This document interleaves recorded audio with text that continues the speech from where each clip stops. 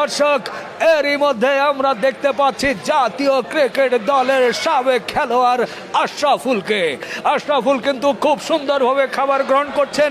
আর ওদিকে দেখা যাচ্ছে খলিল ভাই, উনি একটি গরুর নলি নিয়ে কিন্তু আশরাফুলের দিকে এগিয়ে যাচ্ছে।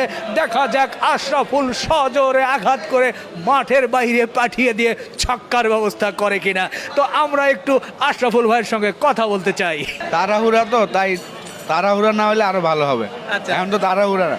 জি, চট্টগ্রামের লাল ভুনা, মেজবানি লাল ভুনা। ব্যাস ব্যাস আজকে তো শুধু আপনি লাল ভুনা পেলেন, কালো ভুনা তো মনে হয় পান নাই। না না না, এই যে আচ্ছা। ভাত না। মোটামুটি মশলা বা স্বাদের দিক থেকে আলহামদুলিল্লাহ ভালো আছে।